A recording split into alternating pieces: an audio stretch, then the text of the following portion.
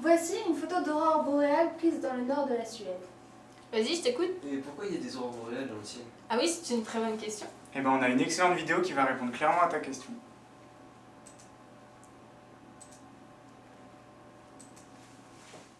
Nous avons déjà tous vu des photos de ces magnifiques bandeaux de couleurs qui dansent et jaillissent dans le ciel. Ces spectacles lumineux sont des aurores polaires. Les aurores polaires peuvent être observées dans les régions polaires nord et sud. Elles sont très faciles à observer si l'on est au bon endroit, par exemple au nord de la Norvège et de la Suède, au Canada, en Alaska et au nord de la Sibérie. Les aurores polaires existent grâce à 3 ingrédients essentiels, le vent solaire, le champ magnétique terrestre et la haute atmosphère.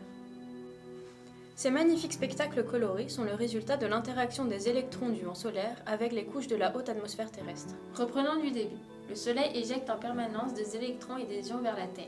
Ces particules constituent le vent solaire. À son arrivée près de la Terre, le vent solaire fait face à un obstacle, le champ magnétique terrestre. C'est plus précisément la magnétosphère qui joue le rôle du bouclier et qui ainsi oblige le vent solaire à changer sa trajectoire puisqu'il se heurte à un mur.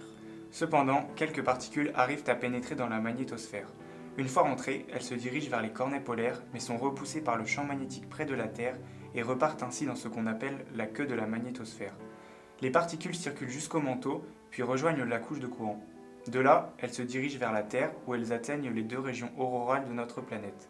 C'est lorsque nos fidèles électrons rencontrent la haute atmosphère terrestre que des aurores se forment. Les différentes couleurs des aurores polaires dépendent de l'interaction des électrons et des atomes dans l'atmosphère, mais aussi de l'activité solaire. Une aurore polaire est verte ou rouge quand les électrons se heurtent à des atomes d'oxygène dans l'atmosphère.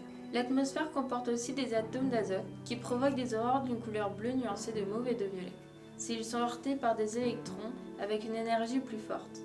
Cependant, ces variantes de bleu sont plus rares. On peut les observer pendant une très forte activité solaire. Est-il possible d'en observer en France, située à plus de 1000 km au sud des régions aurorales? Les aurores polaires sont directement liées à l'activité du Soleil. Parfois, le vent solaire connaît des tempêtes. La magnétosphère réagit vivement aux tempêtes du vent solaire.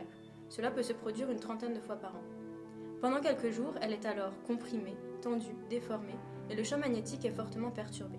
C'est le moment d'observer des aurores magnifiques au-delà des régions aurorales, comme en 1859, année où il y eut une tempête de vent solaire exceptionnelle, où des aurores ont été observables jusqu'en France et même jusqu'à Hawaï. En France, il y a statistiquement moins de 5 aurores boréales par an. En Bretagne, il a été possible d'en voir durant la nuit du 30 au 31 octobre 2003. De magnifiques aurores rouges et vertes couvraient le ciel de notre magnifique Bretagne.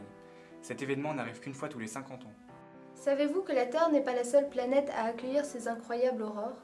Vent solaire, champ magnétique et atmosphère, d'autres planètes disposent de ces 3 ingrédients. Comme elle, Jupiter, Saturne et Uranus sont propices à leur formation. Et oui, notre système solaire est éblouissant. Voilà, j'espère que nous avons pu répondre à ta question. Oui, merci, c'était très clair.